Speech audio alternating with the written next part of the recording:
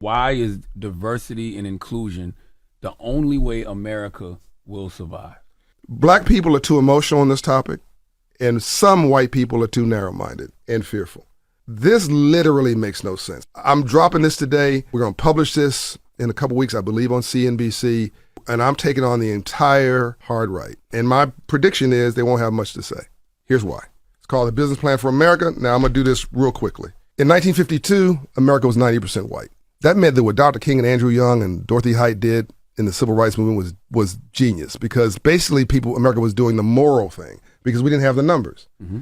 America today is 40% black and brown. You add all other minorities in, we're already a majority of minorities. But black and brown group will be a majority of minority within 10 or so years. So now we're a majority of minorities. We're going to be the first generation where the population is a majority over 65 years of age. Mm-hmm. Read baby boomers who are white, wealthy, and trying to retire. So in our lifetime, you're going to have the first generation over 65 years of age, wealthy, white, and trying to retire. Social Security by 2034 will only be able to pay 70 cents of every dollar for retirement, which means you need more money going into Social Security. Now you have a population of black and brown people for the first time in history that's basically going to be a majority of minority, and that's just going to keep escalating. The largest population of poverty in this country are poor whites, and the number one group dying are high school educated white men. By the 2045 census, you're going to have all these sort of numbers coagulating together, and you're going to have an economy that doesn't work anymore, because black and brown people were never given the memo on free enterprise, capitalism, economics, ownership, and opportunity. We confuse making money with building wealth. By 2053, black America will have a net worth of zero. If all we do is what we're doing right now. If black people have a net worth, 41% of black people own a home, 41 to 43%. The number one way you build wealth in America is home ownership. Mm-hmm. It's part of what we've been talking about today. And once you become a homeowner, there's only so much land, and that's it. It's done. It's hard for that value not to go up if you're anywhere near places of economic activity and jobs. So that's how people compound when they sleep, but we don't own homes.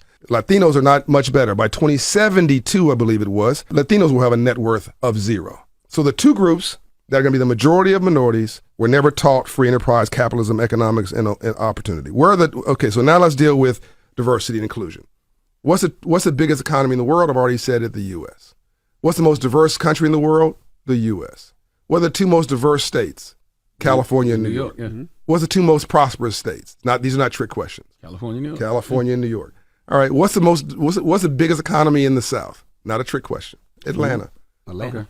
$455 billion a year. 10th largest economy in the United States. Mm-hmm. What's the most diverse place in the traditional South? Atlanta. Mm-hmm. Now, you take 6 states around Atlanta. States, not cities. Mm-hmm. You can name them. Alabama, Mississippi, you can name them. The Atlanta city economy is bigger than all 6 states. You can take 3 of those states together, put them inside a bucket, and sit it inside of the city of Atlanta's economy. That's because diversity is actually good business. If you're a business today, a company, a Fortune 500 company, you're 36 more likely to be prosperous and profitable if you're diverse and inclusive. Mm-hmm. Put another way, the most profitable big companies in America are diverse and inclusive.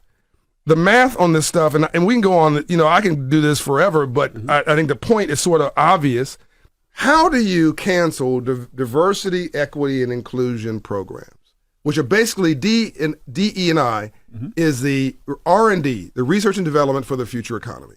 So if the folks replacing the folks got the jokes but don't have the capital, America can only continue to be the superpower of the world. There's never been a superpower that wasn't an economic power. What's America today? But we cannot continue unless the folks listening to this program and watching this video become capitalists.